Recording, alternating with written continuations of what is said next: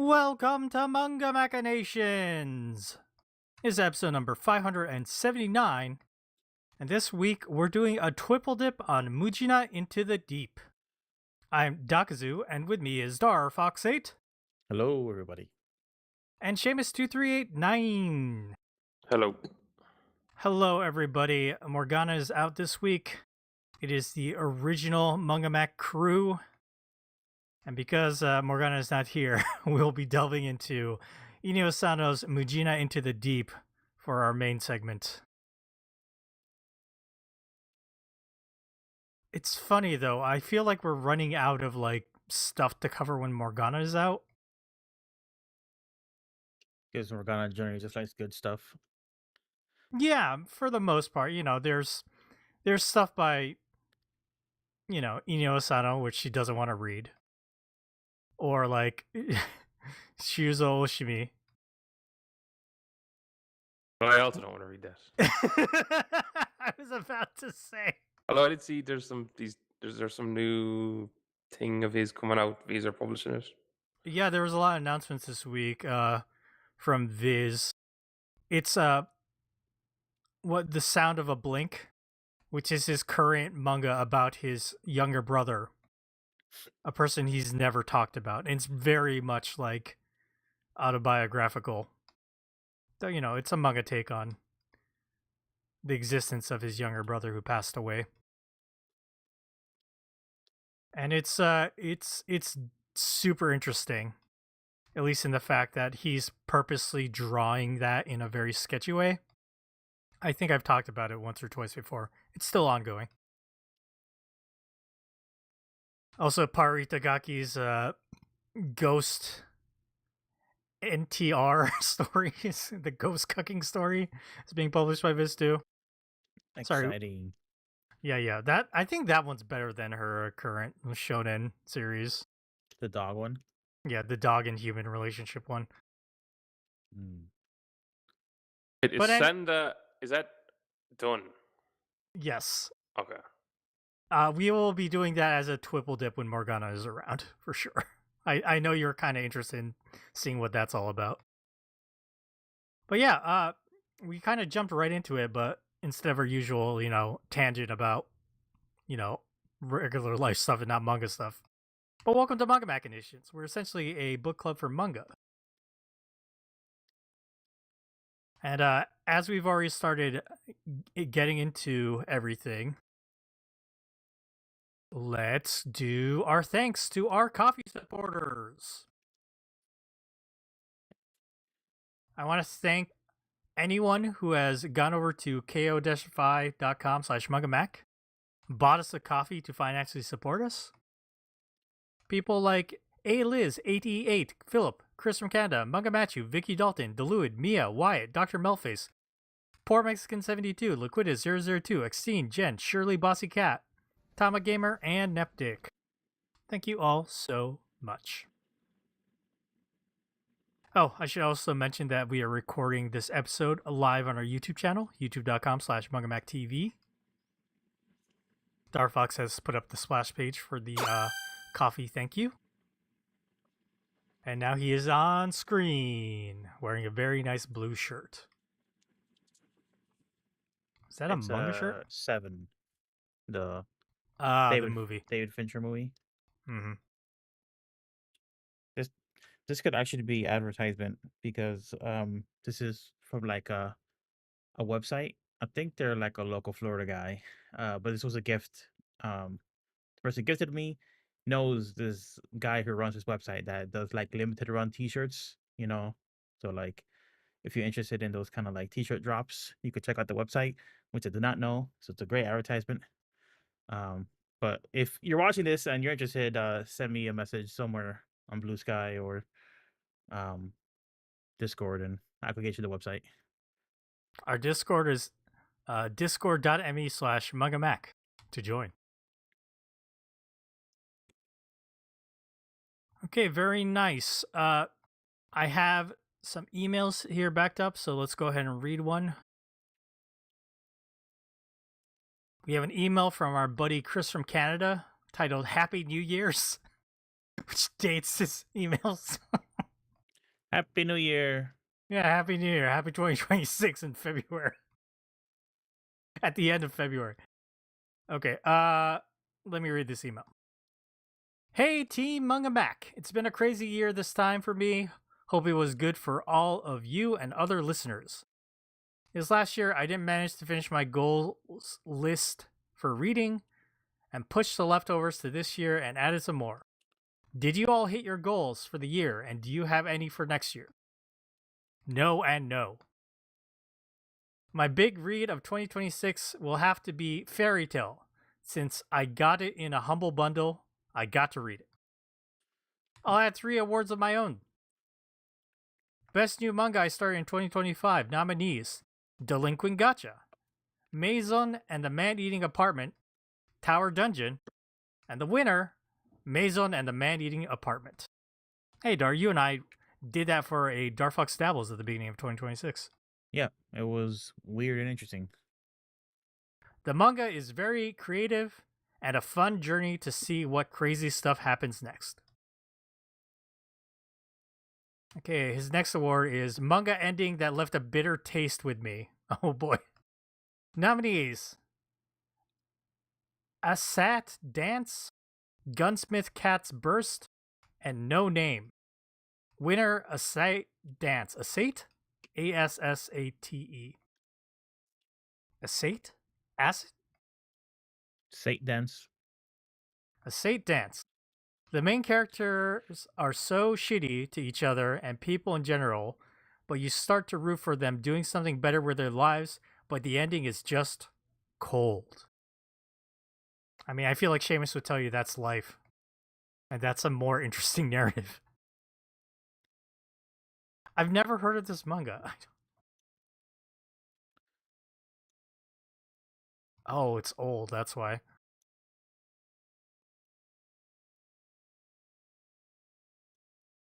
Oh, okay. Okay. Yeah, this manga.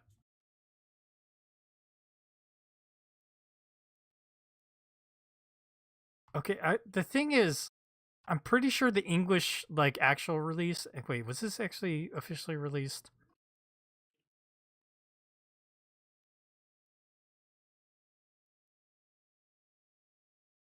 Sorry, I'm just double checking. Oh, it's supposed to be Asate Dance. Asate Dance, jeez. Yeah, this was officially licensed a long time ago. 7 volumes from Viz. It's an older series from 1990. A seinen one, 7 volumes. The English title is Dance Till Tomorrow. That's why. I've read this. I know what Chris is talking about with this one. Yeah. People aren't nice. It's kind of got like a Maison Ikoku vibe, Darfox. Okay. Where a lot of the characters are like kind of wacky and just kind of, getting in each other's way. All right. Main character is a loser, but somehow ends up with like a beautiful woman. There's like a big thing about trying to get an inheritance. He's part of a theater troupe. Yeah, it's got kind of a not what I would call a happy ending. Wow.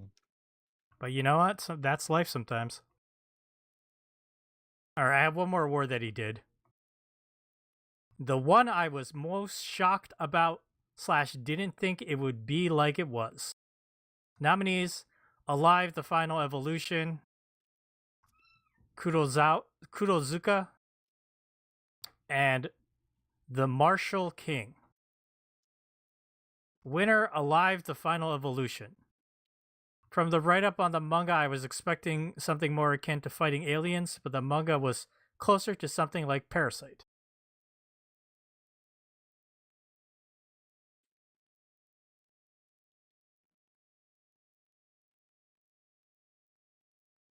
I am not aware of this manga. Oh no, wait, I've seen it before, but I've never read it.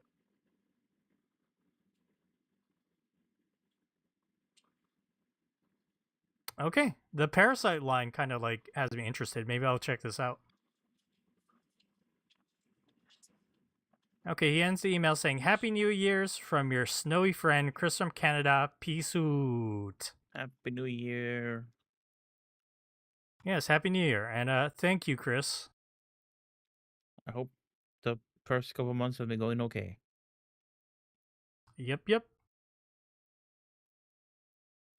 I thought his like award for bitter ending was gonna go to No Name. You remember that one, Darfox? No name? That was the. It was about like the characters that had powers based on their names. Oh, like Ursula and Yes, and yeah. like it was the writer was like from CD Project Red, and they wrote for The Witcher. Hmm. And that manga did not do well. you you remember that first chapter? That was a huge downer. Yeah, I remember thinking it was interesting, but weird that it was like a shonen book. Mm-hmm. Well, there you go. Thank you for the email again, Chris.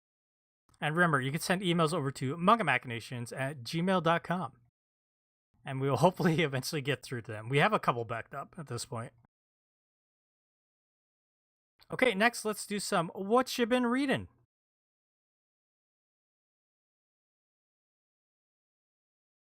Darfox, let's start with you. You got anything? No, actually. I mean, I've been watching some stuff, but it's nothing I'm desperate to like mention. Do you want to talk about the thing you did at work? No. Okay, that's fair. Okay, what about you, Seamus? You got anything to talk about? No. Okay. Dagazu, Dagazu, Dagazu. Oh, I'm always prepared. I was literally like, did I read any manga besides Mujina this week? And I was like, I don't think so. I mean, you can talk about a movie if you want to. Darfox doesn't care if he talks about like things that aren't manga. Yeah. Don't let that Well, I hold you do. back, Seamus. Yeah, but I'd rather like say the movie talk if Morgana's around, that we could bounce movie stuff back and forth. What? You can't bounce it off of us? No. You hear this shit, Seamus? I don't know. How much would I bounce a movie off of a woman trying to figure out why her husband was murdered at the end of World War II in Papua New Guinea by the Japanese army? What is that a reference For a to? second, I thought you were describing Morgana, and I was like, It's Kinji Fukasaku is under the flag of the rising sun.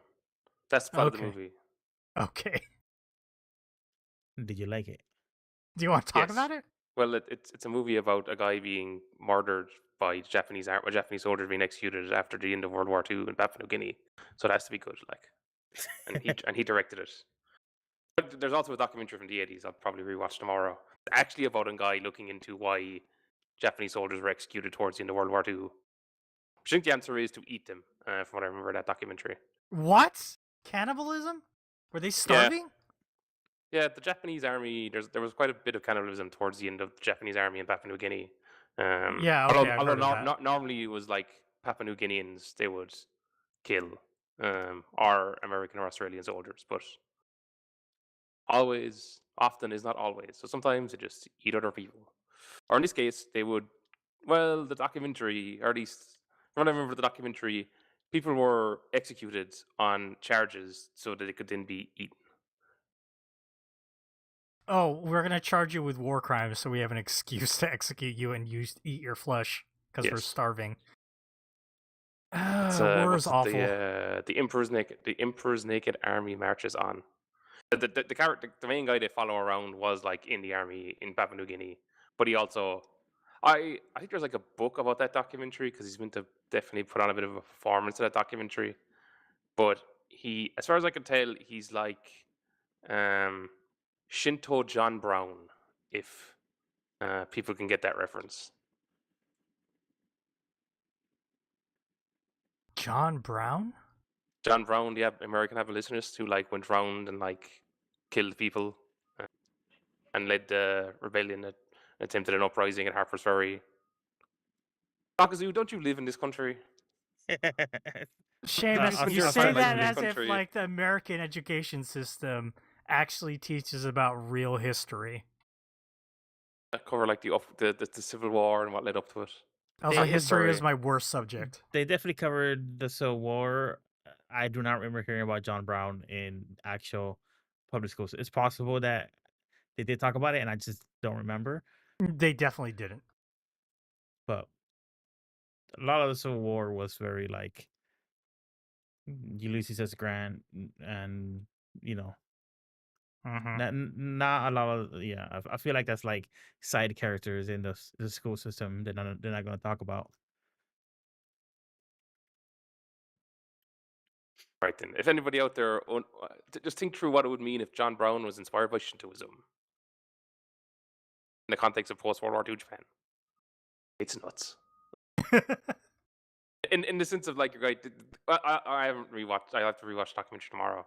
But from what I remember, the guy comes across as like kind of nuts. But then I suppose there's a book where like it's revealed that he was like playing up a decent bit of that for the movie. At the same time, he did like try to kill someone after the movie ended. He did like kill a guy trying to kill his grandfather. There's also limits where it's like, no, I think he was actually like literally like religiously driven. It's just his religion was like Shintoism. I think, given his age, and like the way he talks about the emperor. This documentary is on the Criterion channel. It's very good. I haven't watched it in a few years, but because I was rewatching Under the Flag of the Rising Sun. Because I was watching Under the Flag of the Rising Sun, I was like, oh, I should rewatch Emperor's Naked Army, given that like that's an actual documentary covering the same time period and cannibalism. Did that come up in Onward Towards Our Noble Dates? Maybe not. The cannibalism part, no. No. But that No, there was another. There's a book called Fire on the Plains or Fires on the Plain. I think it was like a novel, maybe written by someone who also served in Papua New Guinea. It was made into like a movie or two movies, like one ages ago and one a few years ago, but also cannibalism. that manga I talked about with the cute art style, Peridu Guernica of Paradise. That has an anime movie coming out. Oh no, it already did come out in Japan, and they definitely covered cannibalism. I hope that comes out in English so we can all watch it together.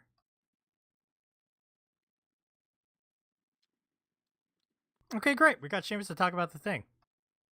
I will talk about a movie. Oh, now you're gonna jump in? Go ahead. It's nowhere near as good as interesting, but I saw one better after another. That Leonardo DiCaprio movie. I think I gave it 2 stars. It's not like a boring movie, but it's like way too long. It's kind of like confused. It's doing too much random stuff, and also it felt kind of corporate, which it's a big like Hollywood movie with a bunch of big actors, so like of course it will. But like the movie's like essentially about like a bunch of revolutionaries who are like blowing up government stuff, and they want to like have open borders. They want to like stop all the immigration like agents, but it's a very topical movie with like all the ICE stuff and DHA stuff going on, right? Basically, this is not exactly what the movie is, but like it's basically like about a group of revolutionaries fighting against the government. Um, in large part about like ICE type immigration enforcement, right? But the corporate part comes in when like other revolutionaries are depicted as very like shallow, fickle, and like there's like the movie opens with like a kind of like a long montage where it shows them kind of doing a bunch of revolutionary activities, like blowing stuff up. And there's a scene where they're like robbing a bank or something, and one of them is like giving this big speech, and it's very like grandiose and weird. And then she jumps because she hears a gunshot because one of the characters has to shoot somebody. because somebody wasn't obeying them, or one of the security guards kept on going for their gun, so they were forced to shoot somebody, and all the revolutionaries were suddenly like scared and like, oh my god, we had to shoot somebody. Like, what the fuck? I was just watching like a 20-minute montage of you blowing shit up constantly. Was those like somehow no casualty explosions? Like, if you're going around blowing shit up, like you're in for a penny, in for a pound. You know you're gonna kill people, probably innocent people. But you're fighting a fascist government, so it's worth it in your head, right? Like it's part of the fight. Like it's such a weird portrayal of revolution. I mean, I think it's literally just like it's kind of pro government in a lot of ways. Even though all the main characters are sympathetic to like immigrants, it ultimately paints them as fickle and out for themselves. There's multiple characters that get captured and they immediately cave and give away all the other characters. Um, it happens multiple times in the movie. The one clearly like LGBTQ character in the movie gives away their friend. They're like a high school student and they give away their friend. It's movie seems like a lot of like not like propaganda, but like government propaganda in a lot of ways. It seems very right wing tinged, um, and I think it's because like the people making this movie, they're probably not anti-immigrant, but they're so like stuck in the liberal government mindset that ultimately they don't think that any kind of like righteous cause is worth any kind of violence. Um, It's just like a really weird bad, and there's a lot of weird fetishization of black women. Like the villain Sean Penn, he has like multiple like you like black girls. I love him, and he's just like really weird and creepy. And there's like a lot of that in the movie. Like it's a really weird movie. It's 2 hours and 41 minutes. It's like way too long. um, I wanted to like it. I heard people like the movie. Um, it's not good. I don't recommend it unless you just like really want to see. Like the funnest part of the movie was when Leonardo DiCaprio was running around with Benicio del Toro, and Leonardo DiCaprio's character is basically like he's been doing drugs for like 15 years, so he's kind of like he's burnt out. So he's not he's really wired and like really manic with his performance. And Benicio del Toro was very chill and very put together. So just like a 30 to 40-minute wedge in the middle of the movie where they're both kind of working together, and that's pretty entertaining because you have this strung out brain that's addled with drugs, like revolutionary that's like completely like incompetent, working with like this kind of a cool customer, and it was just like a fun dynamic. Eventually Benicio del Toro like exits the film, and then it's just all Leonardo DiCaprio, and it's just and the movie added like this subplot of the secret society of like white supremacists that were trying to recruit Sean Penn because Sean Penn did such a good job at capturing these terrorists. But I was like, why did they add this? It's like again, it feels like they're running cover for the government. Where like it isn't like a secret society, although we know there is like a Epstein class of pedophile billionaires. But the white supremacy is the government. The white supremacy is the country. It's inherent in what it's built and the way we treat people. And it was clearly trying to like create like a buffer between America that could still partly be good, but the real bad guys are like these guys that are like they're the real white supremacists. They're called like the Christmas journey or something like and they'll say Merry Christmas to each other as like their secret the movie's kind of stupid and kind of like the more you think about it, it's kind of offensive. Um, I don't know if That's I don't know if y'all heard anything about this movie at all. no. I mean, I heard this movie was good. It's I watched it. I think I watched okay it with Wyatt today. Maybe I did, yeah. because you probably I heard a definitely good buzz, watched it, right? yeah. Yeah. Well, no, I severely distrusted 90% of what people were saying about that movie. It it has Because good I actors. instinctively distrust any form of hype, particularly hype than when people use the word relevant to current political situations. I mean, like, oh, this is probably not going to be good. Then you're just like basically going off of, oh, it's like you're connecting it to stuff going on now that you care about. Yeah, no. I don't know if Especially Shemisa with agrees with me. yes. I don't know if Seamus agrees with me at all, but basically the movie has a lot of big actors that they do a good job with the acting. They they punch in and did a good job. It's filmed okay. There's a few pretty exciting scenes. It's not a boring movie, but I just think that it's not like well put together overall. And also all the thing, it just feels like weird propaganda. Yeah, your description doesn't make it sound good at all. Nope. I had a coworker who was asking me about it for months. He was like, "You gonna watch this movie? You gonna watch the movie?" It's like, "Yeah, I'll watch it when it's on streaming. It looks good." And then when it's on streaming, he's like, "You gonna watch the movie? You gonna watch it?" I was like, "Yeah, I mean, one of these weekends I'll watch it with my girlfriend." Um, and like a couple weekends ago, I put it on, and to her credit, I don't know, my girlfriend was like 2 hours and 41 minutes. Like, fuck no, we're not watching this movie. It's like, okay, fair. But like a couple weeks later, we watched a bunch of other movies. We were like, okay, we could go back and watch that other movie, and we did, and it wasn't worth it. So I gotta go to work now and kind of tell this guy, break the bad news. Like the movie was kind of ass. I'm sorry. He was, your coworker was so excited for you to be like, yeah, that was such a good movie, and you're gonna show up and be like, no, man. Yeah, I mean, like, I know my coworkers. He's like he does like acting on the side, so I think he's like an actor's kind of guy. Like he likes Okay, so watching. he's probably focused on the good acting. Yeah, yeah. I know for sure that like he pays attention to that kind of stuff, but like I don't know. Like it's gonna be. I can't have this conversation at work with him. Maybe I'll talk around it and see if he's picking up what I'm putting down. Um, but yeah. I don't remember Wyatt posting about it. Did Wyatt like it? I think so. 'Cause we saw it back when it came out. Mm-hmm. Oh wait, Wyatt has the letterbox. I think I might have to look at the letterbox. Yeah, I think it was him. It was like some of the father daughter stuff between Leonardo DiCaprio and his daughter.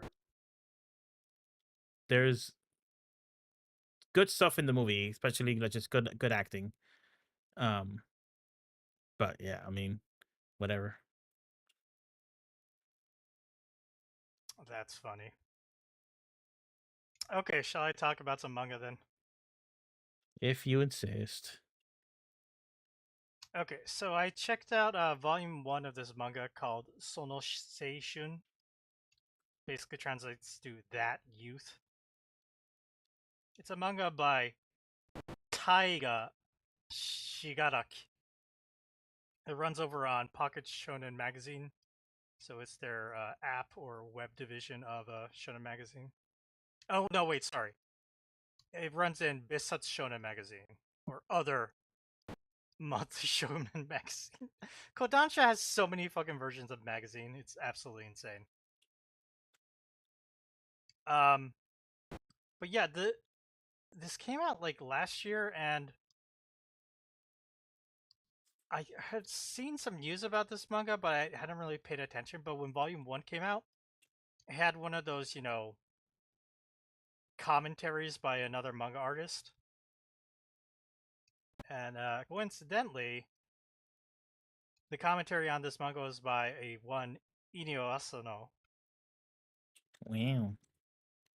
And his comment was, I didn't know you were allowed to do a thing like this with manga.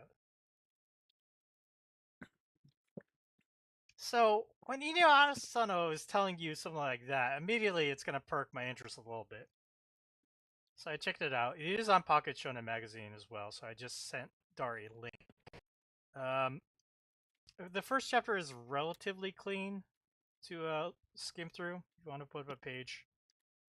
The basic concept of this manga is we have 30 students in one 5th grade class at Rakushin Elementary School. And the first chapter is called Student Number 5, Jin Iida.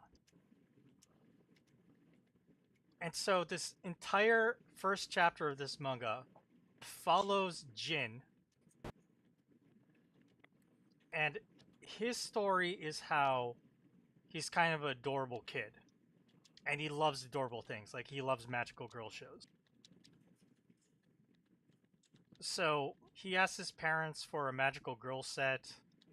And his mom's a little concerned, but his dad is like, oh, you know, he's still young. It's fine.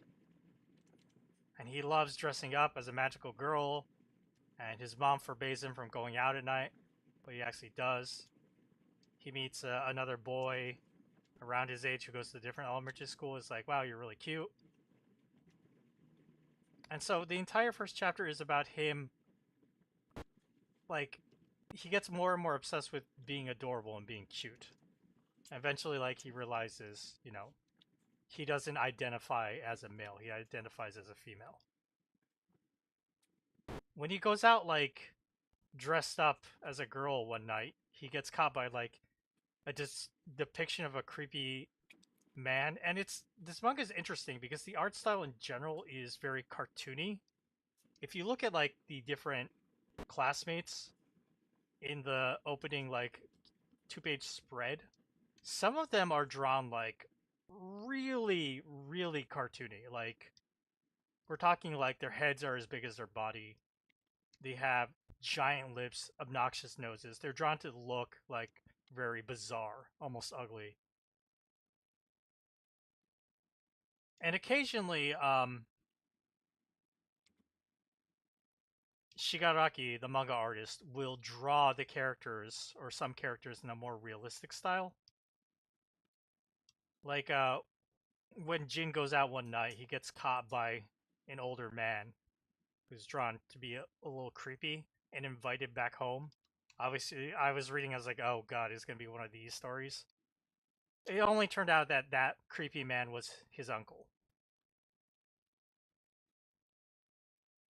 And it was kind of shocking when I read that. It makes sense later, but, like, they never mention, like, why didn't this Jin realize that that was his uncle? I'll get to that in a second. But basically, as the first chapter goes on, Jin gets more obsessed about being cute. He wants to, you know, present as a female by the time he reaches middle school and high school. His uncle kind of warns him that, like, you probably shouldn't do that. And then, you know, Jin gets very upset. He even admits to his first friend that he met from the different school that, you know, he wants to present as a female now. And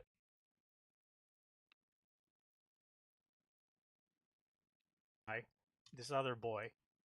But then the reveal is the boy is also like him. He wants to present female. So she thought, Jin thought they were attracted to the boy, but then the boy turned out to be, you know, the same as him. And then it's revealed that the uncle was very much exactly like Jin. He wanted to be adorable, he wanted to present female, but as he grew older, you know, he got more masculine, his body just grew, and he couldn't be adorable anymore, and now he became, like, kind of a creepy looking old man. And things happen through the first chapter as well.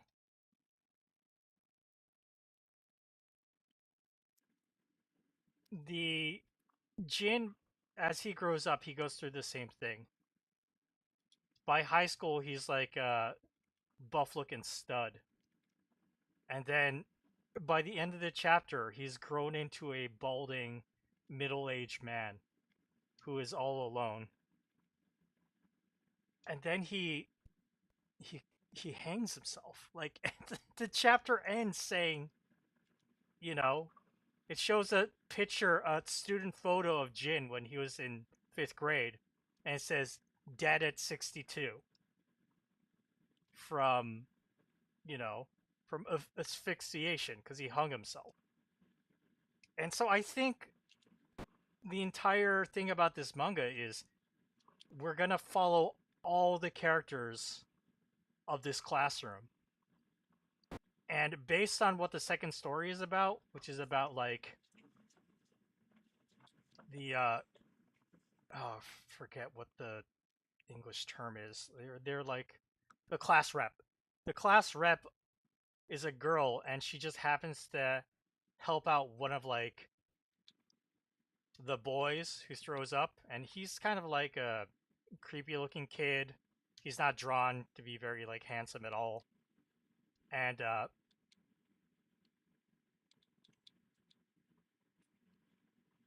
he thinks, you like me, right? We should go out. And her reasoning is like, well, I don't want him to get bullied, and I feel bad for him, so I will go out, even though she doesn't want to. And that just like goes down a very dark path as it follows them into middle school and high school. And I'm just reading this thinking, I think every story of this is going to be some kind of like awful tragedy and ending all these characters. I think that's what people are reacting to. I will say, Dart, personally, oh, you have up the image of Jin when he grows up old into balding, yeah. Sorry, what I was saying? Oh yeah, my thought. Yeah. Personally, when Inio Asano says, I didn't know you could do this in manga, I was kind of like, oh man, what kind of crazy shit am I gonna read? I think it's extreme. I think it's like, the tagline for this manga is, we all live and die. The youthful theater of love and despair. And so, I don't know, man. I've read way worse things than this, to be honest. To me, it didn't, like, really shock me.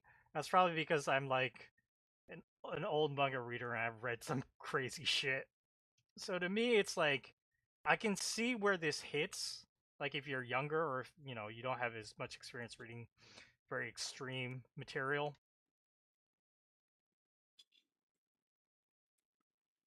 It's like, I don't know, maybe it's the contrast between the cute art style of Dark Fox. What do you think Asana India specifically was responding to? Like, he might be talking about the second story because the second story is very dark. But when I say dark, I mean like it's like Shuzo Oshimi Flowers of Evil dark. I don't think like it's kind of middle school-y. Yeah, I think I've read way worse. Or maybe it's because they're trying to keep it within the bounds of like something that is okay for shonen people to read and it's not for adults. Maybe that's like the line they're skirting. It's kind of hard to like really put my finger on it. I don't think it's a bad manga by any means, and I can definitely see the appeal. Just for me personally, I was expecting the worst. Sano saying, I didn't know you could do this with manga. It's like, oh no, what am I getting into? And it just didn't seem to match what expectations I had for it. I checked. This is not available on K Manga, but I feel like K Manga tends to stay away from things that are very risque and more adult.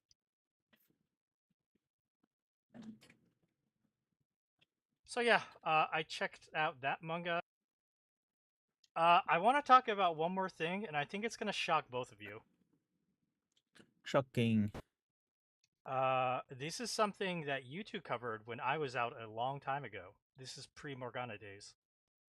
It was just a Dark Fox and Seamus show, and you talked about Ichi F.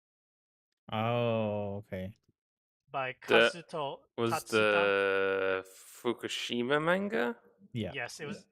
It was drawn by a person who worked at the Fukushima cleanup after the tsunami and then the meltdown. He put out a new chapter. Kazuto Tatsuta came back after almost 10 years.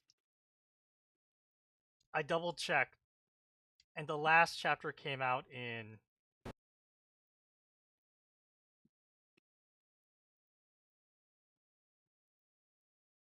what is it? It came out like in 2018. Yeah, 2018. So yeah, in the 2026 11th Is it 11th? Yeah, 11th issue of Morning Magazine, Kodansha's weekly seinen magazine. There was a new chapter of Ichi F. And basically, Kazuto Tatsuta just comes out and says, "Hey, it's been a while. Maybe you don't remember me, but I did this manga called Ichi F, where I worked in the cleanup." And so it's just like about him revisiting the Fukushima nuclear power plant cleanup in 2025. And basically, he just draws about the update. I think the things that stand out is they said 96% of the work area is like you can access in casual clothes. You don't need hazmat clothes anymore. It's safe to work in just regular clothes. Though that still means, long sleeves, long pants, wearing, specific shoes you borrow, and wearing gloves and a mask. But you're not in a hazmat suit or like a full, full contact mask. And they had some drawings of the number third plant, which Tatsuta had drawn many times in like the opening of chapters.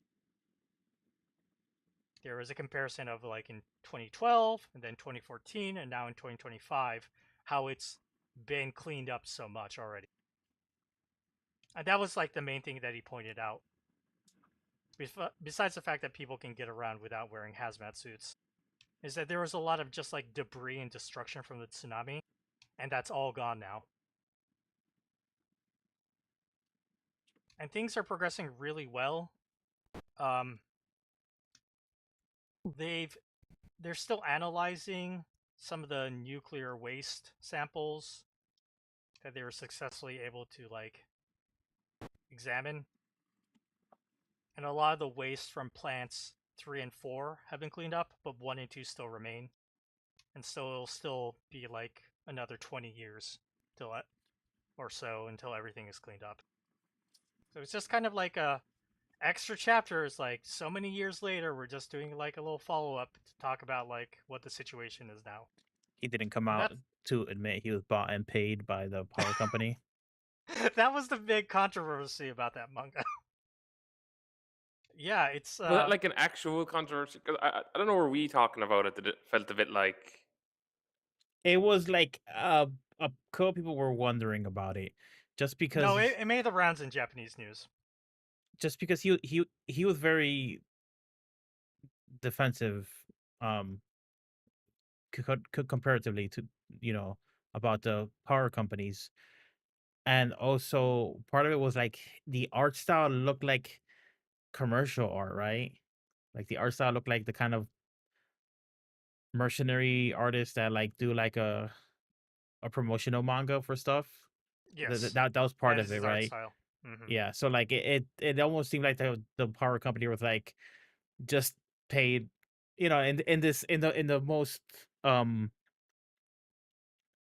uh or in the least nice version of this controversy, they paid some manga artists to just write fiction for them or whatever, Yeah, and that's their art style. that was even brought up at the end of that original manga. I think he was talking about his like interviews he was getting once the manga started getting serialized. People wanted to see if he was like a plant for like the power companies or whatever. It's me, I'm real. I'm not a plant. I'm all here. It was funny. He said he did feel a little embarrassed coming back to Fukushima as himself, like with his identity revealed. Because when he wrote the manga, he kept the fact that he was gonna make a manga out of this, a secret. And now people know who he was. It's like, oh, he's the guy who wrote EGF. It's like, ah. But yeah, it's the same tone as EGF. Really kind of down to earth look at like all the materials, all the procedures, all the progress. Not like super fun or like entertaining. It's pretty dry. Pretty dry, a little informative, yeah. That's really it. It was just a shock because I read Morning Magazine like every week, and like they're like new chapter of EGF. I was like, what? Isn't that manga super old? And I was right. Well, maybe he'll do another chapter in another 10 years, and then there'll just be 10 more years left of the cleanup. That is what the end of the last page says. But like, aren't they supposed to take huge breaks to like let the radiation die down in the body? Like, Yeah, that too. Yeah, he hasn't been slaving away at that plant for 10 years. I assume not. I hope not. No, he said he was doing a bunch of other things. Yeah, I guess he's a lifer in the sense that he's probably gonna keep coming back and doing a campaign or a contract for like however long it is, and then maybe come back in a few He's seasons. basically committed to like following it and making a manga out of it to inform the people how things are going. He ended it while taking a hot, spring bath and saying, that was basically my report for 2025, and things are the same, but they're progressing, one step at a time. I'll see you in the future. I was like, okay, maybe like you said, Dar, in 10 years I'll see another chapter of EGF. But yeah, that was it's just funny to me because where the fuck are they gonna publish this? Is this even gonna see the light of day in a volume anywhere? I doubt it. Nah, I mean, I guess they could do an updated edition, but like they already did a like perfect edition.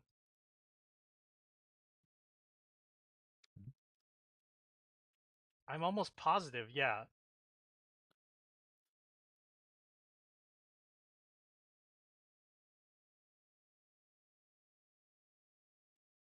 Yeah. So, but people have put out multiple special editions, so I guess so, Dar. Maybe. it's gonna be the Street Fighter 2 of manga. I was thinking the Slam Dunk. Because Slam Dunk has like 4 different versions. 4 releases. Mm-hmm. Hey, it deserves it. Hey. Yeah, I would say it does. But yeah, that is what I read. And so I'm done. And we can move along from what you've been reading. Okay, before we get into our main segment, I want to quickly talk about next week. Next week, Morgana will be back, and we will be diving back into our Buddha retrospective. We'll be covering Volume 6. There's 8 volumes total, so that means 3 episodes on Buddha left. And yeah, we'll be talking all about Volume 6. And we'll see how deep that rabbit hole goes. But yeah, next week, Buddha Volume 6 by Osamu Tezuka. Look forward to that. Okay, we're going to take the stream down for just a sec while we take a quick break. And when we come back, it'll be time to dig into Mujina Into the Deep.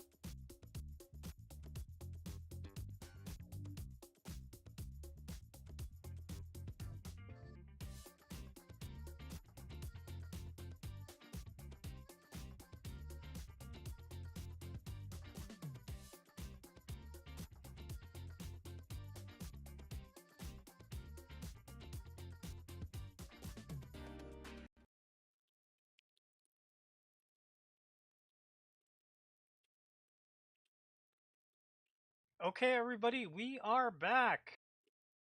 It's time to dig into our main segment, a triple dip on volumes 3, 4, and 5 of Mujina Into the Deep. This is not a triple dip, it is a triple dip, so we are continuing to read a series that we started on triple dip. In this case, we're dedicating this episode fully to Mujina Into the Deep. We had read volumes 1 and 2 in the past, and now we looked at volumes 3, 4, and 5.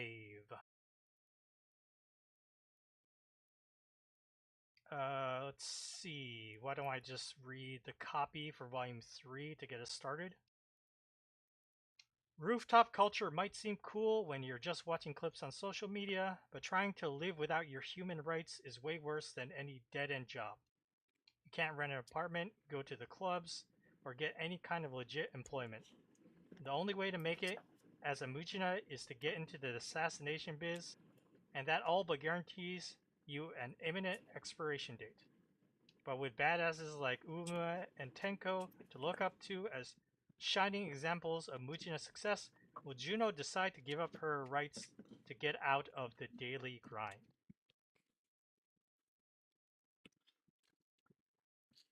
So yeah, this is Inyo Sano's current manga series. It runs over in Big Comic Superior magazine. Started in 2023. It's published in English by Viz. If you have a Viz subscription, you can read the chapters, and that is how we read it. So volume 3 starts at chapter 3.3, and volume 5 ended with chapter 8.1. So we read all those chapters. I gotta say, the numbering on the chapters is a little confusing because some of the point ones like don't go that far. Some of them are very short. Other ones like last up to like they're supposed to cover the arcs, and some of them last like in this case the chapter 4 arcs only go 2 chapters, but the chapter 5 arc went like 6, and yeah, it's kind of a weird numbering system.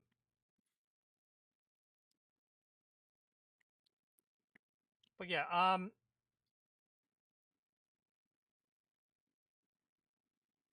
Seamus, what did you think of volumes 3, 4, and 5 of Mujina Into the Deep?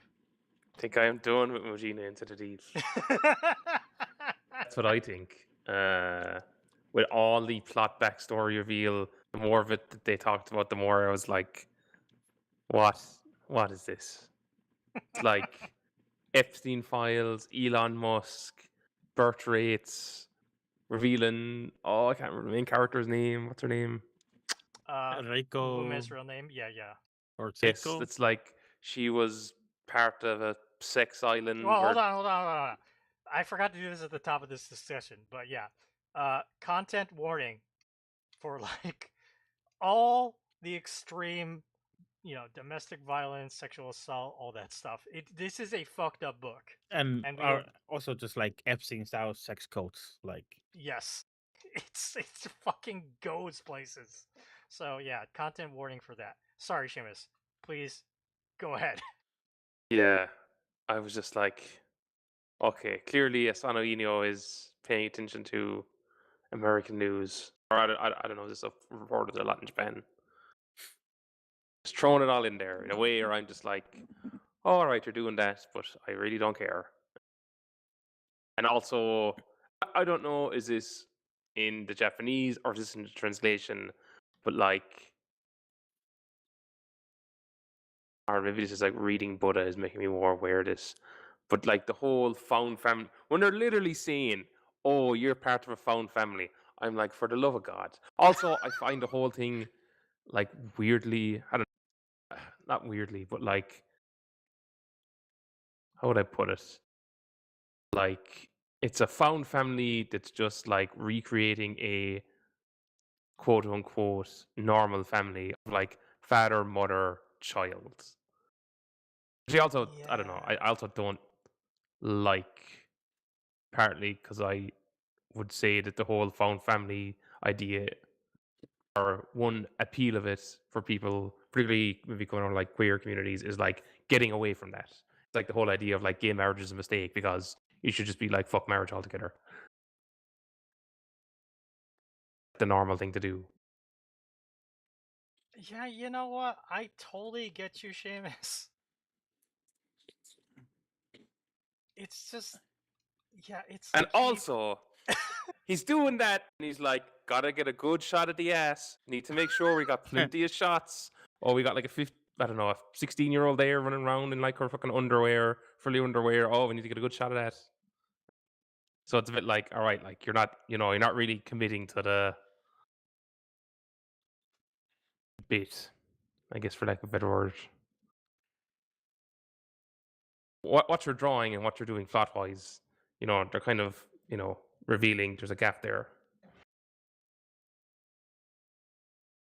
is the gap just because of like the plot seems to be talking about the injustice of like this awful sex cult that seems to have basically birthed the human rights law? I What? also don't quite get. Was it because of that they brought in that law, or is it as a consequence of that law, this mysterious foreigner with his plot of land called Area X, who's trying to like have a load of kids, and they're like, oh, they'll all be. Yeah, that whole thing. Also, the more they talk about, the more I'm like, this. I don't get this because there's like a bit at the start to this with the your one who sold her citizenship for money. Yes, I guess that it was was kind of more my. the last volume we read where like she's like into this guy at a club who's like a host guy or something, and Yes. he's like, "Oh, you're Mujina. Oh, that's terrible." And then I was like, "But what?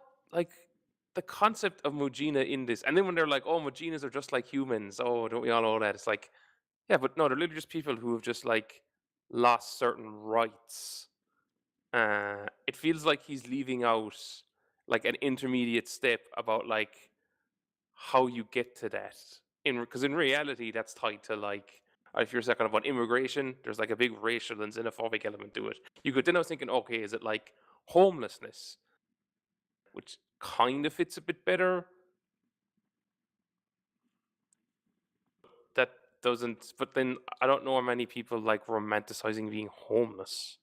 I guess there was like a certain element of it you could say, but even I think a lot of that was like decades ago of like, oh, you're kind of wandering around the US and you're jumping on trains and that kind of stuff. But like, or I don't know, maybe there's like stuff going on in Japan that we're just not aware of, and that's what he's looking at. That like with that context, it might make a bit more sense. Is Mujina basically like the Jianghu? Like you're I away feel from the like regular stuff. yeah, but like it's a literal like legal definition of like you are not a citizen. You have been stripped. You are a non-citizen. In the whole Jianghu thing, like you're just like outside like the norms of society, but it's not like you're like legally. Well, first of all, there's no such thing as a citizen in like 1500s Japan or China. Like you're still like you're just considered like other people. It's not like oh, we've stripped you of citizenship. I feel like that's like how it's been portrayed, but I'm like, this doesn't really like. The more I think about it, the more I'm like, this doesn't really add up.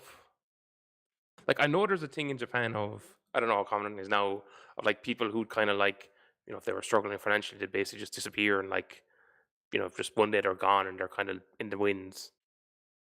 Yes. Is that like something that's like I guess like this weird romanticization of it. Maybe it's not. Maybe in fact that is romanticized by people as like an escape from the lives they're living in. Then all you add in all the sex cult stuff and everything else, and it's just like, what the fuck's going on here?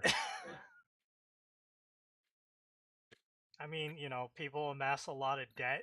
They can't get, they borrowed money from the wrong people, possibly criminal organizations. They're being hounded. They gotta escape into the night. These things happen. I don't know if it's romanticized in any way, but when you were talking about all that, it made me think of like how when we had our discussion about um, Yokohama Kaidashi Kiko and how that was kind of like talking about, oh, it wasn't like, isn't the countryside and simple life the way that's nice, don't we romanticize that? I don't know. I kind of got that kind of like it felt similar to me. Before I dig more into what she said, uh, Dar, what did you think? Are you also done with Mujina Into the Deep? No, I mean I have some negative feelings about it, but overall, I'm like at this point, I'm probably just gonna finish the manga or keep up with it. Um, 'Cause I still think it has good qualities in it. I do think it's a little weird how it's kind of turned a corner and it's kind of become just full on like saccharine, like you said, found family stuff. Before, like that was clearly kind of like something that was happening, but the tone of the manga was just kind of so weird and irreverent, and the hyper violence, mixed with like the booty shots and all that stuff, and those are just you add in like the social commentary and just the interesting world about losing rights and stuff like that. It's just like those a lot more to it, but and we talked about this before. Sometimes manga in the beginning is more interesting until it coalesces into like a more typical genre, and this is kind of happened with Mujina, where it's kind of coalesced into like those kind of like a lot of stuff. There's a lot of ingredients kind of floating around, but now like the stew has like been reduced, and we just have like it's concentrated and like it's still good, but like you might not like now what is How it concentrated. tastes? Yeah, you might not like at this point it's kind of done, and you just have to finish the either you finish the the bowl or you don't finish the bowl, but like you know what it is now, like it's like this ragtag groups of found family people and a weird like conspiracy about like sex cult that's very like ripped from the headlines, right? So there's It a is 100% Jeffrey Epstein. yeah there's a transgressive quality to it, or at least I think that's what it's going for, was like, oh yeah, we're talking about this, like, did you expect this? We're talking about it. um and it was like, okay, but like it's just it's just kind of an excuse to give the character um is it Ubume, right? Ubume. She is the main Yeah, assassin. Yeah. yeah, she's like kind of a blank slate, but like in an interesting way. Like you like Abume, and like especially when you compare her to Tenko, who's like very over the top and like hedonistic and whatever. Like those two contrast each other really well, right? But now Ubume has like this pretty. I hate to use the word typical because it's such a weird fucked up backstory, but like this typical backstory of this like abused person snapping and like killing a bunch of people, and then like now it's like they're they're like this infamous linchpin to like a mastermind's plot, and they want to get them back or some shit like that to keep having babies because she's special for some reason. I kind of miss some of that. I'm not exactly sure. Okay, uh, so yeah, as you read these 3 volumes, especially in volume 5 is where like you learn about Ubume's backstory. It's revealed as the story progresses that there was a sex cult. I forgot the name of the club, whatever the cult was. It It's was on basically some island. It was yes, like which is makes it Jeffrey Epstein 100%.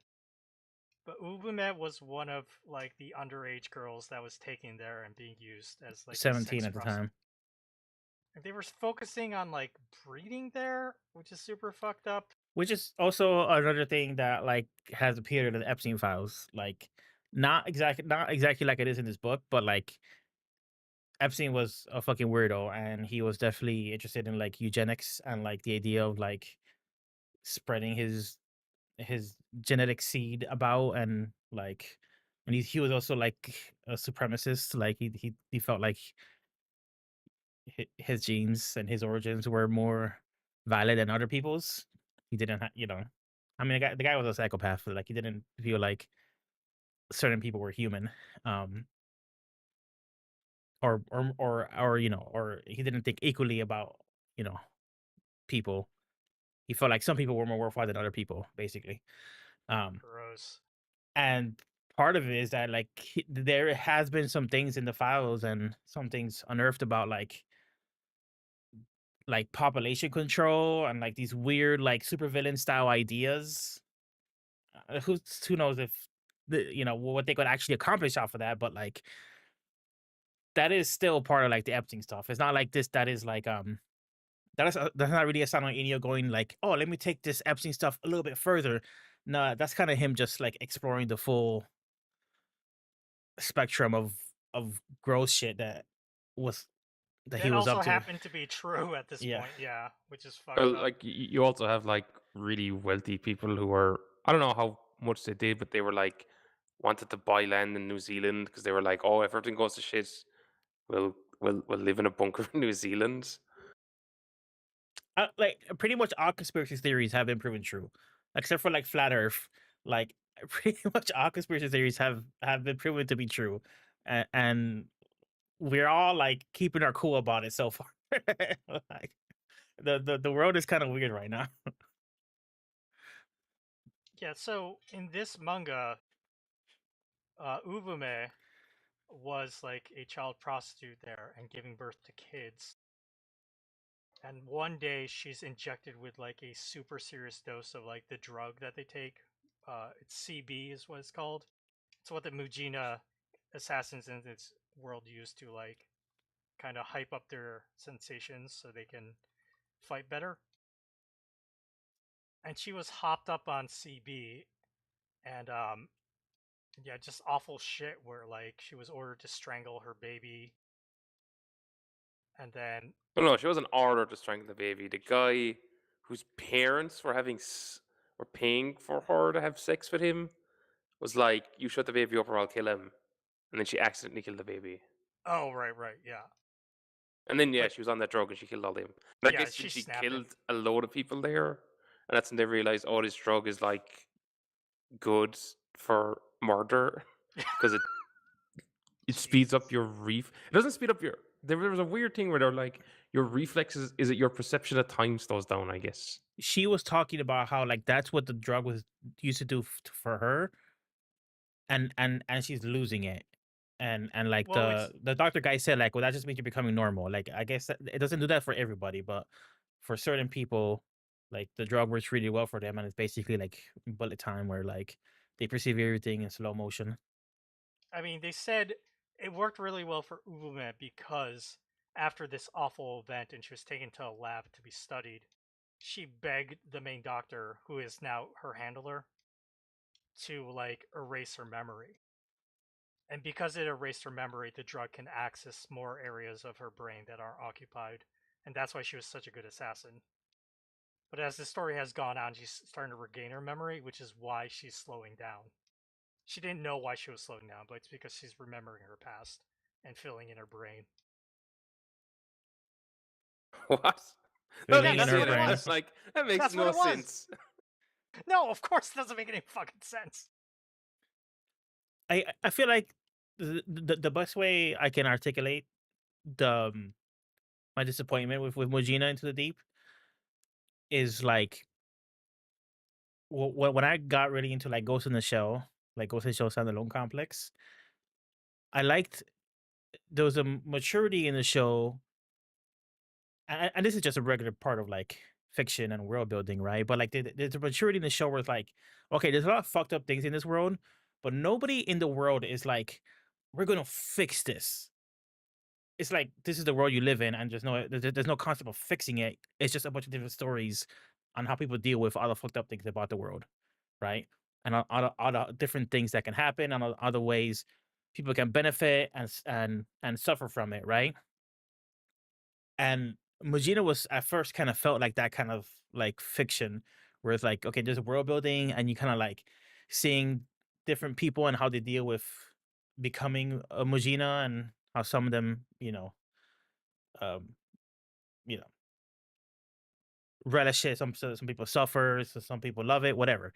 Um, but I was kind of getting to that territory where it's like there's clearly defined problems coming from certain people or organizations, and clearly characters tied to certain world building, like the fact that like Ubume was tied into like the whole drug not being created but being used the way it's being used.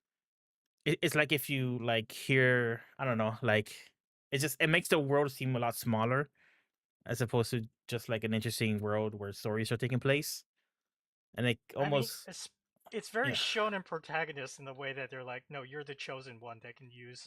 yeah You gave birth to the power, and then also, this mysterious foreigner wants you for his Area X or whatever. yeah, which I guess in retrospect it shouldn't surprise me that much because like this manga was steeped in like these weird like shonen tropes between people like shooting lasers, like The Rocket Punch, rocket Mujina, yeah. punch, yeah, like but all that stuff was like really weird, irreverent stuff, and goofy, and it made like the manga really interesting to me. But now it's just like okay, it wasn't just like a reverent touch. It's like this is kind of just the genre. It's just like a weird, edgy version of like shonen action, I guess. Inio Asano's version of like fucking My Hero Academia or some shit. Which is still cool. Like I think that's cool. I want to read that, but um, again, it's just the world became extremely small. Yeah, I mean, I'm kind of with Seamus where like I felt like fleshing out like the world and the fact that like the entire human rights law that happened was because of this Jeffrey Epstein like sex cult island. They like they changed the law happened after the sex cult because they were like, well, we can't do these awful experiments on humans. But what if these humans no longer had human rights? What if we made a class of people that had no human rights? Hence the Mujina were born. And then like everything like got us to where they are in the current times. But also like Seamus was explaining like we're missing it just jumps to that, right? It's a really good point, Seamus, where you're like, how did we suddenly get here without like a bunch of other things like protests and like things like why is everyone just okay with this? Well, like you could, I don't know. Like this is where I'm like, is there something going on? And like, because I was thinking, well, technically, like the analogous situation already exists in Japan, where you have like people who are like descended from Korean people who were brought there by their will or not in like the 20s, 30s, 40s, and like they are technically non-Japanese citizens because they're considered like Korean citizens.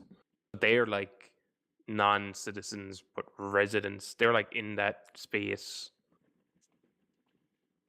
already, but like there's a like that as a whole like racial state nation element to it. It's not like where here it's like you sell it because you don't have money seems to be one way, or I can't, or like she agrees to become a Mujina because that way they'll do the experiments on her. It's like No, they created that's Mujina so they could do experiments on Ubume. yeah, it's just like that doesn't really it's just I think it's just the lack of any element of actual real world dynamics lead to this stuff. Like in the US, they did a shitload of experiments on black people in like that are like clearly like illegal, where they were like, oh yeah, sure, let's test out this, let's infect people with syphilis, test out vaccines and not tell them. Fucking yikes. But like there's a very clear thing there of oh yeah, well that's because like there was an established racial hierarchy in the US and they were like exploiting that. Or like seems to want to like do that, but like it's just people and it's like based on money, but that kind of works because you could I don't know, maybe there is examples of like you could think of having people signing up for vaccine trials because they need the money. You're going from that to like oh well you're non-citizens. You could argue like people who are like homeless are like treated, or like if you've I don't know, people in like mental institutions like are like yeah, technically you're still a citizens, but like there is like you're treated very differently. But like he's kind of the dude. That's what I was thinking this time around. That's what the Mujina thing is the closest thing to something like being homeless. Yeah, I mean that makes sense because when they were going after, I think in Volume 4, they're focusing on the criminal group that stole Juno's human rights card. Juno's the kid that they saved, and now she's living with like Terumi and Ubume. That's the found family. Like she's the child. Those criminals show up, and like Terumi tries to tell them, please give back the card, and gets beat up and like blinded. But when they're going after them, like they hired another Mujina who just had a kid, and he very much seemed like someone who was like just very poor, didn't have his human rights. He used to be like a professional DJ, and like he's treated incredibly poorly and looked down upon. But like, because the mechanism of losing it seems very oblique. Is it like, because like, how did he lose it? Is it he sell it? I actually can't remember. Maybe I need to look back and like what happened specifically with. Or do you remember? No, Did he even bring it up? I don't really bring it up, but it's possible. Isn't it? I was thinking, is it meant to be like you had the because it's in I don't know what they're called. Like you had like a class in Japan that were effectively weren't non-citizens because citizenship didn't exist at the time. They were treated as like a lower class. They were it was effectively like a caste system where like they were like effectively like live separately from everyone else. They were considered like spiritually polluted. That then effectively became hereditary, which I guess you could kind of see the Mujina coming into being. But like there was still a difference between like poor and not that, and poor and being part of that like caste system, part of that particular group. Okay, maybe it's different because I just checked, and that DJ character who's a Mujina, he ended up becoming a Mujina because he stepped in to save a girl that was being abused by like the top producer of like the hip hop world, and he was given a choice: die or lose his human rights. Like who's giving him that choice? I think That's what the they're bit saying that's is like like the powerful, billionaires, the 1%. They're the people who are forcing like these other people to lose their rights and drop them down. Create this, this caste system of the Mujina. That's my guess, Seamus. yeah, it just I don't know. It just doesn't add up to me.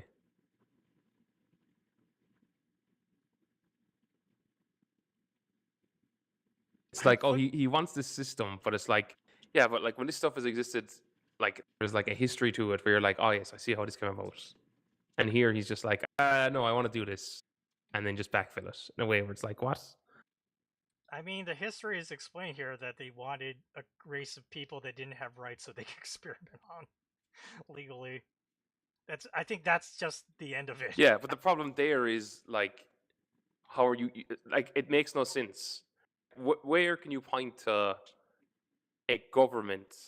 Like, because these are all, as far as we can tell, Japanese people in the sense of like what they would consider your standard Japanese citizen. And Japan is a fairly xenophobic like country.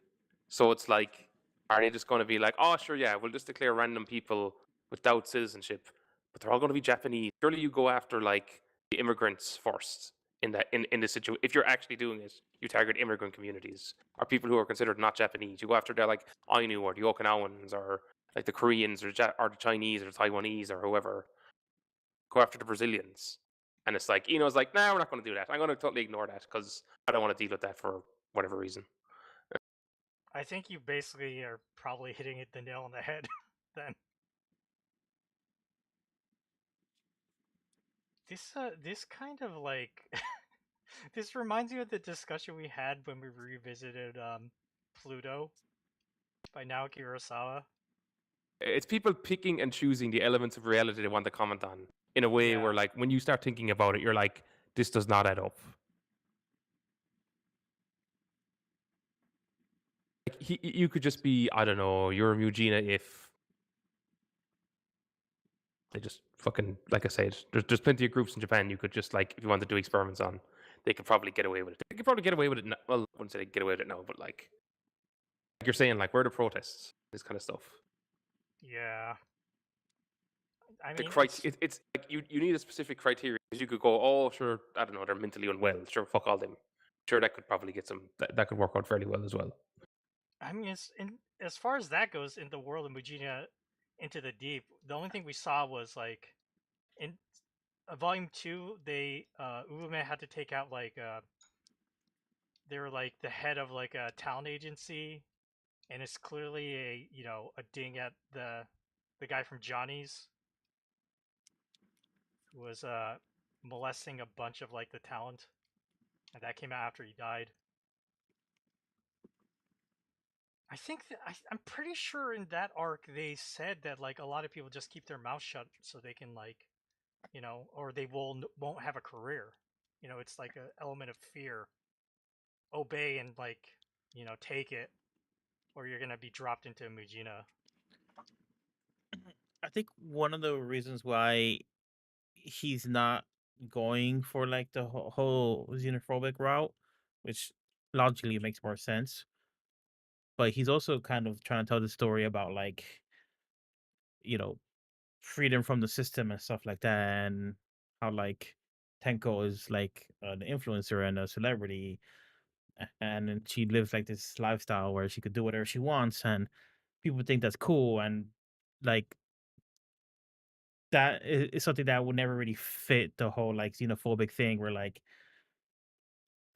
people don't turn around and be like, yeah, you know what, it's pretty fucking cool what the Mexicans do, you know. Like, well, liberals might say something like that, but like, the people who would come after Mexicans so would never kind of like have this counterculture flip on it, which I think it's supposed to be happening in Mujina, where like the people in the day to day in the rat race are so fatigued and tired by it that they kind of sometimes they wish they're Mujina.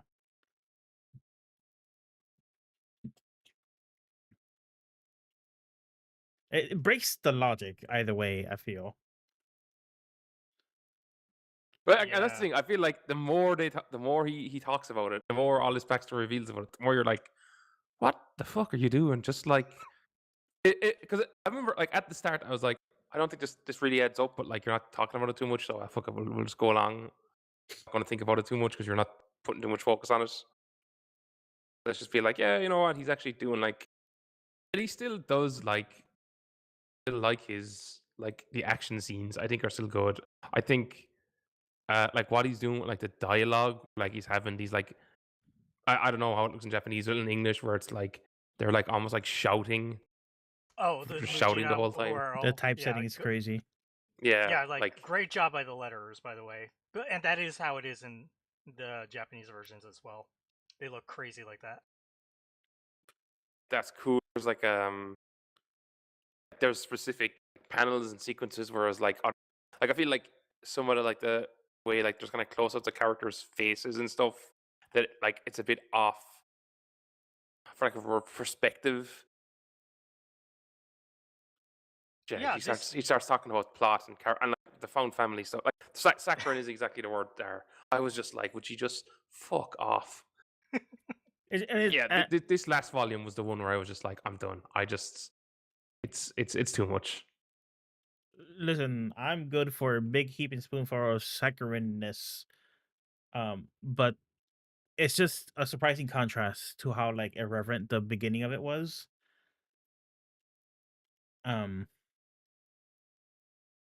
but whatever. Yeah, Seamus brings up the art, and I think the action scenes and the paneling for that are still really great.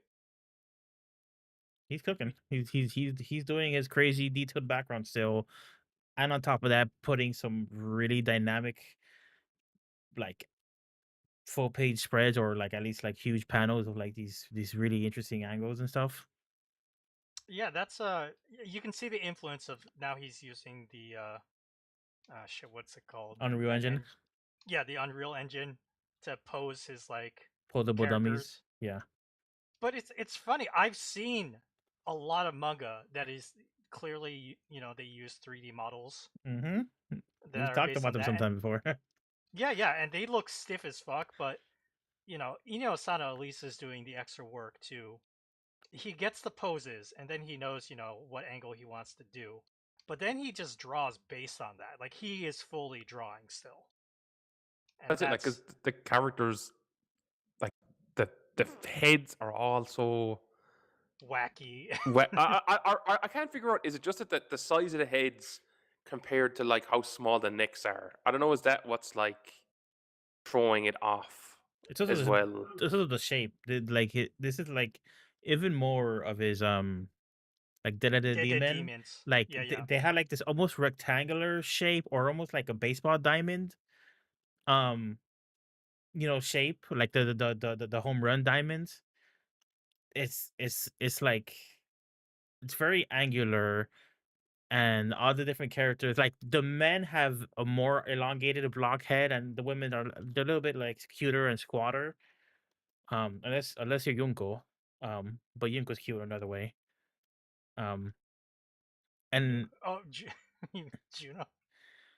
Who no, are you talking about? isn't her name Yunko, the prostitute girl? Or am I crazy? In Oh, yes. Sorry, I forgot about that character. Yeah, she's kind of a supporting character now, where she was just kind of like a guest starring character, but she's like appearing more now, and she's basically like the boyfriend of Terumi, the Terumi, yeah. the game developer. Yeah. I mean, sorry, go ahead. No, I was just gonna say that like it's a very particular look that he's making it work with all these different disparate, like it's almost like a art styles mash, which I get that's basically what it was in the Demon, but like it's working really well for me.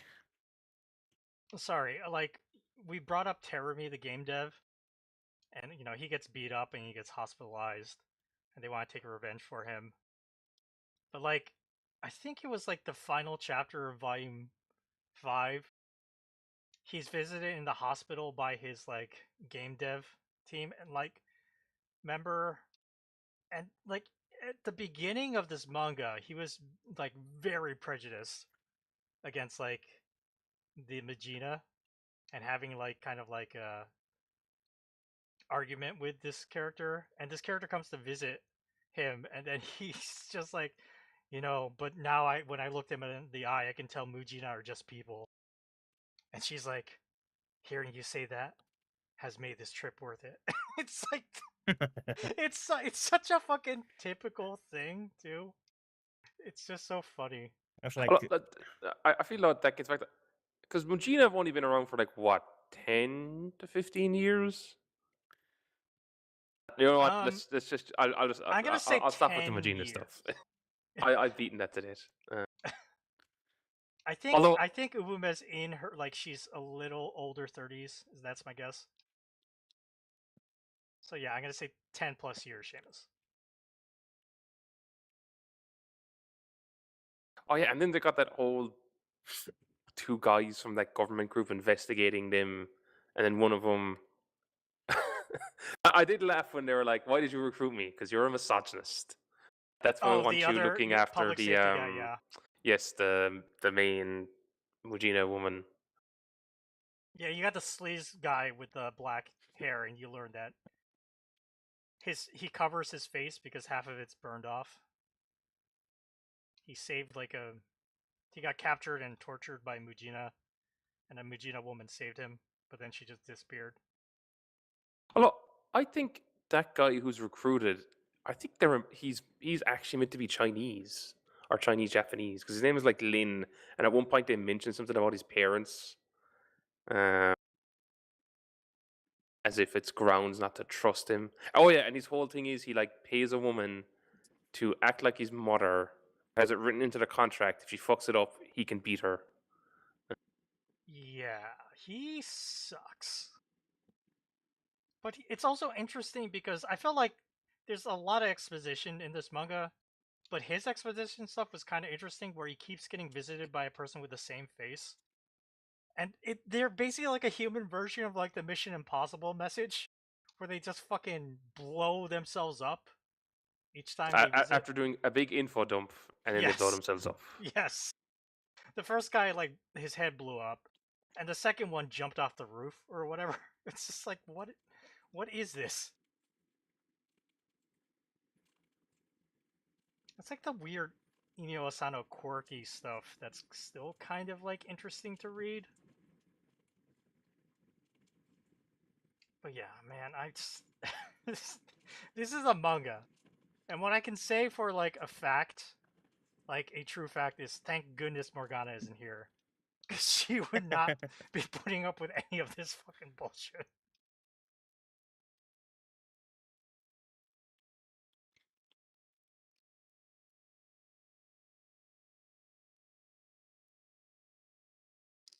I mean, we focus mostly on like the plot with the Uvume's backstory and the Jeffrey Epstein Island, and we didn't talk too much about like how at the end of Volume 2 we're introduced to this new girl who's a Mujina assassin now, Mai, and that ends very tragically for her. She goes up against Tenko and is immediately killed.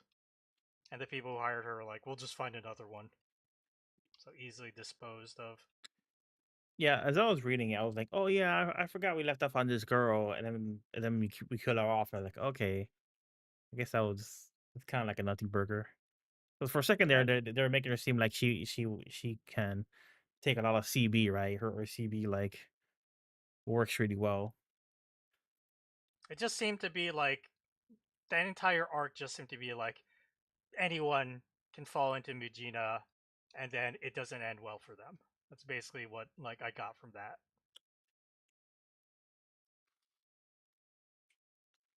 I guess we haven't talked much about Juno, the child character.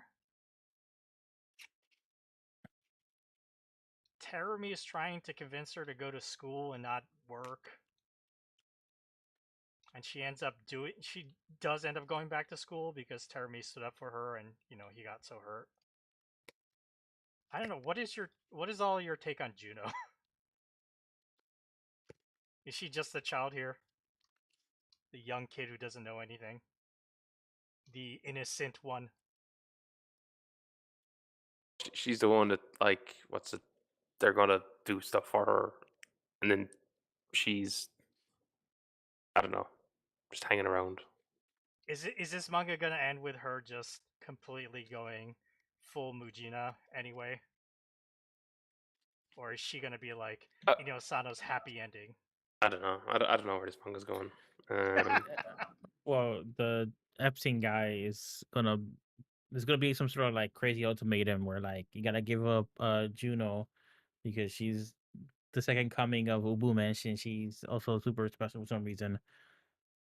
And it's gonna be like, okay, I'll give myself up to rescue everybody else. And there's gonna be like a speech, and she's like, "Oh, people do stuff for me, so now it's time for me to do stuff for somebody else." is I guess that's what is society is like, and then is she there blows enough herself up. of an age difference she could turn out to be Obume's daughter? I don't think so. No, I don't think so either. Yeah. Ubume's child is dead. That child is dead. I don't think that child is coming back. But she theoretically had Was multiple that her children only kid though? Yeah. Or did she only have the one? because it was kind of a breeding right. farm, or not kind Right. of. It was literally a breeding farm. And given how like fucking paint by numbers some of this plotting is, I wouldn't be surprised. It's like, oh, it turns out she's like adopted or some shite. I forget what the deal was with her parents. So why were they not around? It's been a while I think since I. she ran away from home and ended up in Tokyo, but I can't remember why. I think she just says that she can't stand her folks or anyone at her school. So I there's an thought there was opening something. there. I thought there was something with the parents being abusive to her. I'd have to probably go back and read.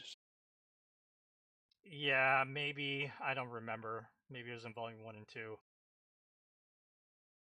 I only read a little before volume 3 because I was just like, wait, who is this girl Mai again? And then I was like, oh yeah, right. She lost her human rights. She sold her human rights for this stupid host.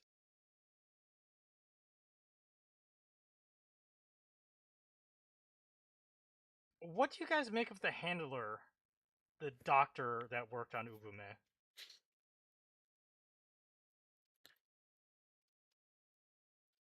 Does she want Ubume to be happy?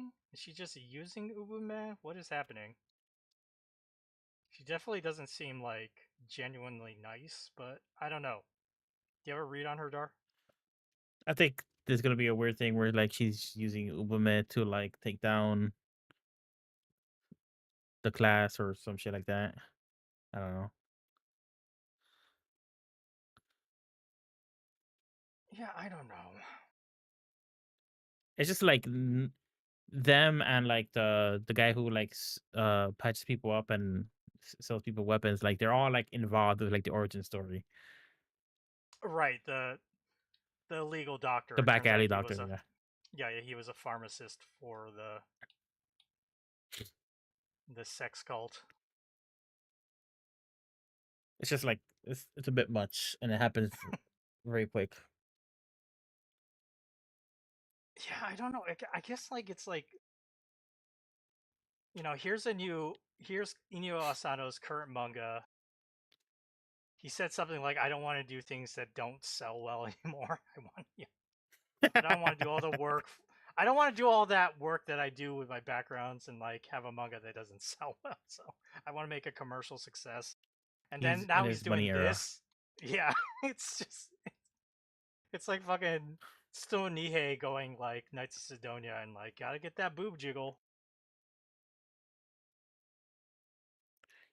Yeah, it's weird. I mean, like internet buzz does not mean good selling, but like stuff like Poon Poon got all the internet buzz. I haven't really heard or felt anything about this, but like I said, that doesn't directly correlate to sales. I mean, like it's just like the contrast because I feel like his art has never been better. But like we've just been poking so many holes into the fucking story that he's telling with his new manga. And who know, it's still ongoing. We haven't finished it. But like, yeah, Seamus is like, fuck this. He doesn't like the taste of this stew that Sano is cooking anymore. And I don't blame Seamus. Funny enough, just there talking about one battle after another, I was like, oh, this is like one battle after another. You've got this like super saccharine family stuff wrapped around a load of stuff that kind of alludes to real life stuff. Although I guess in the case of one battle, it's like based in a book in the 90s. It's kind of the book itself is talking about stuff in the 60s to the 80s. That's like that's what I was kind of thinking about here. Is this like, I don't know, was I won't like, I was saying there about, oh, is it like people who want to like get outside the system and they go off and like if you get a whole like hippie movement and like forming communes and all that kind of stuff. I think also like happened in Japan. I don't know, is it as big, but like that was very much people trying to get outside of like the capitalist society they were living in. And is that what he's looking at? I did notice. All right, Ubume is reading like Factory Ship. I like looked it up because turns out there is an English translation, but like it was like a story written by this guy who was like a Japanese communist, who I think was like executed by the government. But it's about a bunch of people on a factory ship in like the 1920s, and it's how like they're treated like shit. Um, but at some point they realize, oh yeah, like there's more of us than there is of like the managers are on a ship, so like we can overpower them and like take control, and that way they can't just like send us into these storms and terrible weather just so they can meet their quota. And it's like they go back to the ports and word spreads, but it's like clamped down upon. Like there is like there's like 2 or 3 other short stories that are all kind of about this kind of a like socialist fiction that's almost like kind of trying to be like political polemics. Like, I just go ahead. that kind of feels like this.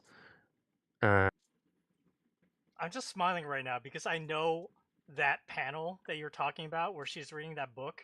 And as soon as I saw the book title, I was like, I don't need to look this up. I know Seamus will look it up for us and try and bring it up.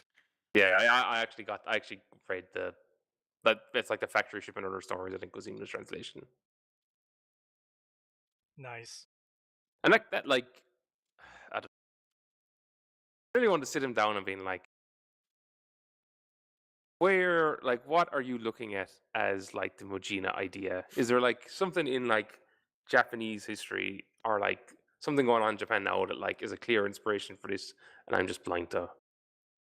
Because the idea of like people wanting to opt out of the society they're in, like yeah, like that's not a new thing. The giving up citizenship bit is like, I just like, that doesn't make any sense to me because generally no one wants to give up their citizenship. If someone taking it away from you, it's because they really want to fuck you over or like denied you. It's not I mean like the people who went after those communes were like, well, maybe some of them didn't want to not be U.S. citizens given what the U.S. do in the rest of the world. But even that's more tied to like what the U.S. do in the rest of the world.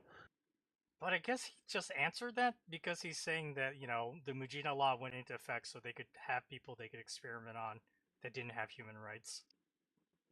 Also, I just checked the first chapter where Terumi's having that argument with his, employee.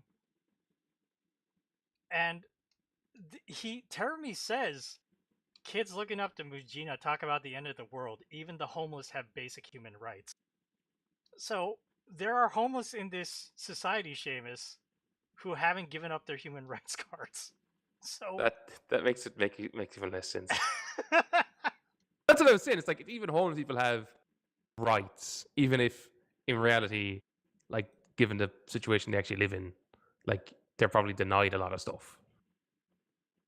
In terms of like how they're treated, because it's just like there was stuff like the way, and they bring it up a few times. Oh, they're just like humans, and it's like, oh, it's like the idea of having sex with Regina is disgusting, and it's just like, okay, I guess you could say like having sex with a homeless person kind of fits in there, but like again, a lot of that stuff is more tied up with like ethnicity and like effectively racism. Like, I think it's just that it. Like, he is pulling on so much real world stuff, and it's like fucking everyone here is fucking Japanese, except for is like all whatever fucking Yamamoto people Japanese. Like, let's leave that all out, except for one character who's randomly implied to be, I think, Chinese, who's working for the government. I mean, Terumi is half American or something, right? Oh yes, that is true. Actually, yeah. Clearly, Yeah. well, okay. You know what? You probably wouldn't go after Americans to deny citizenship for given the relationship there, but like, there's plenty of other people they could strip citizenship right there. There's probably a lot of people. There's probably a lot of people from the Philippines. They could fuck them over tomorrow. I like the more we discuss this, the more it just makes me think that Inio Sano just wanted to make this new, subclass of humans that, it's not based on, race, religion, or any kind of xenophobia. Just to have them for, this society so he can tell this story and not base it off of anything. Maybe that's just it.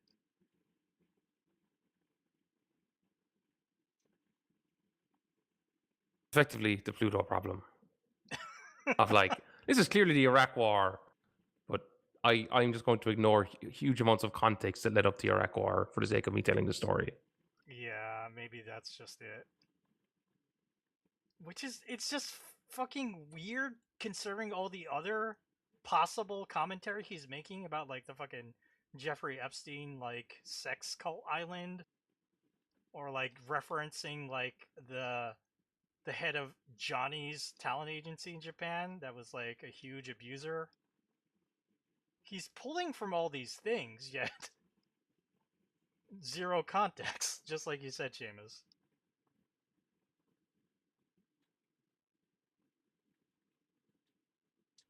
Even there, like the whole, I don't know. I feel like Ovume's backstory being like, oh, she was like part of like recruited to like be a fucking sex slave slash breeder, and then she wanted her memories wiped. It's like, oh, for fuck's sake, it's the most like fucking paint by numbers like way of doing this. Yeah, I don't know. It's like they're saying like so much of like what this is becoming and stuff. Where I'm just like, no, I have no time for this. I really yeah. When I finished Volume 5, I was like, I bet Seamus is going to turn on this, and I'm not surprised. Dar, is there anything else we missed talking about these 3 volumes you want to bring up? I feel like I've said my piece. Not really. Yeah, I think we kind of said it all. But Dar, you said you're still committed to reading the rest at this point. Yeah, I don't hate it. I just think it's not exactly where I expected it to go. I mean, at least it seems like they're entering the final arc. That'd be nice. Like the entire stakes of like the end of Volume 5 is they need to go on this final mission to gain enough money so they can buy Juno's human rights card back and fucking leave this world behind. Ubume's teaming up with Tenko. They're gonna take out this other influential character.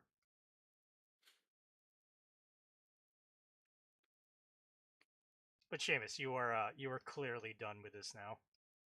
Yes, the part of me kind of wants to go back to the demons, be like, when I read about half it or 2/3, be like, how did that actually end? Because there's like some vague time travel, alternate reality stuff. I think that happened around the time I stopped reading, or I was like, what is going on? It's I don't know. very I feel funny. like that Go ahead. one, because it seemed to me that like he was using the aliens as like a commentary on, I don't know, Japan's fucking treatment of foreigners, people they perceive as non-Japanese. And then you also had the whole like kind of how the youth were treated and they had no future and being fucked over. And then here he's just like conspiracy theories. Maybe that's it. Maybe just adding in conspiracy theories in a way where it's just like, this is not that interesting. Like this is not JFK. Uh, that was that was the Oliver Stone movie. Yep, JFK. I mean, I did explain like the ending of Dead Demons, Dead Destruction on this podcast, and you were definitely there when the anime ended. I Oh, remember I've forgotten that. vagaries Yes. of it. Again, disproving the fact that Seamus does not retain a lot of things. We talk about all the manga here. It's fair enough. I probably need to like read it. Well, actually, no. Given that I forgot I read that first volume of Ghost in the Shell, and you were like, you remember you talked about this like years ago, and I was like, nope. Yeah. Yeah, Too much CV. I gotta stop hitting that CV. just like fucking Ubume. It's wiping out your brain. Is Dead Demons on the Viz app? Mm-hmm.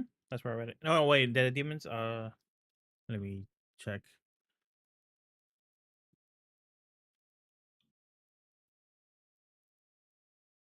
Seamus, it is on the Viz app. You can read the whole thing. It's 100 chapters, so you could read it in a day if you wanted to. Yeah, I think I've read. I need to figure out where I stopped reading it. I think. See how much is left. Yeah, I mean, I would love for you to come back and talk about Dead Demons and give your take on it. Maybe, proving that Sana has, taken a turn, or maybe this was all already building from Dead Demons. Who knows? But yeah, I mean, I'm still committed to reading this, despite everything. I think I'm in team Darfox over here. Despite everything, you're still you.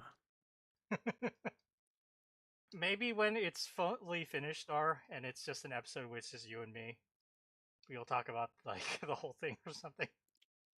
Yeah, probably. I mean, Seamus could be there. We could just tell him what happens. He could comment. That works too. But yeah, I think we've said everything. I do want to mention they're like attacking some people in a nightclub, and it turns out one of them is like training a monkey or a chimpanzee as a bodyguard, and then the chimpanzee just kills him. I was like, okay, that's the kind of weird shit. I was like, more of this and less of Area X. That's meant to be like the secret land being bought up for someone to have a lot of kids and create their own race or some weird shit. I did like that. It was like he made a comment before. It's like at least a monkey can be trained, and then it turns out he was training a monkey, and poorly.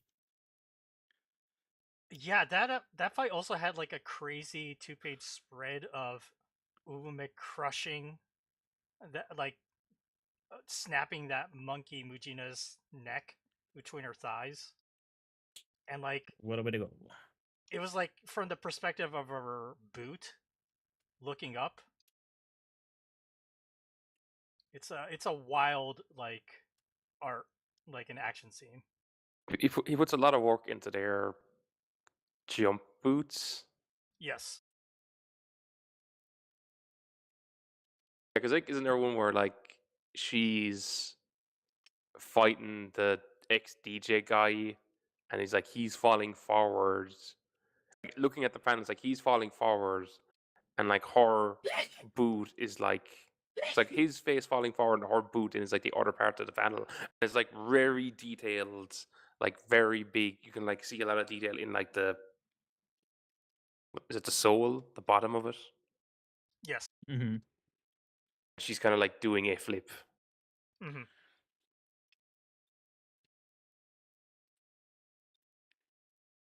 Also, it's kind of crazy that she killed the monkey. Like, like you go toe to toe with a chimpanzee, and like you're gonna lose 10 out of 10 times. She's that good, I guess. She's that good. Oh, she also had a sword. Like it wasn't like it wasn't like hand-to-hand combat. Like Yeah, well, the monkey had a sword too, though. Yeah, the monkey has a sword too. It was even yeah, Stevens. but like how good is a monkey with a sword? Well, I guess that's what the monkey was being trained to do, to be good with a sword. If the guy was a better trainer. The monkey also, slashed that guy who was training the monkey first before Ubume, snapped its neck. But yeah, we've talked a lot about the plot and how the plot is like not there. Questionable or weird. But yeah, the art and the action is still, like I said, it's some of the best stuff that he's ever done, which is just so funny. Yeah, Outside of the like non-stop panty shots, ass shots that are just like, oh, for the love of God, man, just Every perspective in like flip and like fight is like booty, pants, butt, crotch.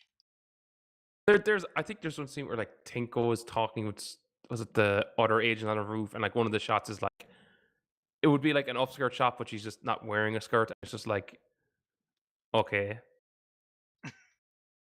And then he's like, sex slavery. Oh, it's so terrible. It's like,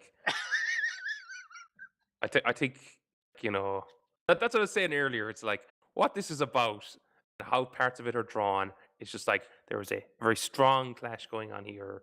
This, I don't know, is it intentional, or is it like he's trying to tell the story within the framework of like, I don't know, this is what the editor has been like, hey, do more of this.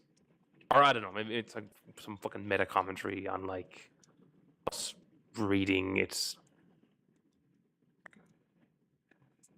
I believe this is fairly popular. He's reached his Kojima era where he's gonna put in a bunch of like titillation and then be like, this is fucking quiet. Do you like that? Maybe you got a problem, bro. Here's some more though. Okay. We gotta stop. We could go on this for a tangent forever. Let's end the podcast. I want to thank Dark Fox and Seamus for joining me. Does Death Stranding 3 have a sex island? and a secret and a secret part of the US that they're gonna breed a race from descended from rich people? Like I said, we can keep going. Okay, if you enjoyed this podcast, make sure you check, you subscribe, review us, rate us on Apple Podcasts, wherever you could find us. Reminder: next week we will be doing Buddha Volume 6. Look forward to that. Check out our website, mangamachinations.com. Our Tumblr is mangamachinations.tumblr.com. Check out our YouTube channels, youtube.com/mangamactv, where we recorded this episode, so there will be a recording of that there. Also check out Manga Mac Watches and Nakayoshi Gaming. If you want to financially support us, you can buy us a coffee. Head over to ko-fi.com/mangamac. Come join our Discord. Just go to discord.me/mangamac.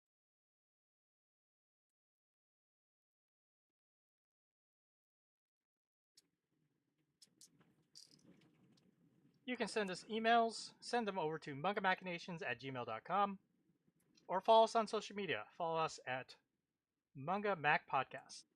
That's Manga MAC Podcast. We're mainly on Blue Sky, but we do have a Instagram, Twitter, and everything else. Or you can follow our personal social media. Follow me at Dakazoo, follow Darfox at Darfox8, and follow Seamus at Seamus2389. Remember, Seamus is spelled without an H. All right, everyone, thank you so much for listening to us this week. Bye bye.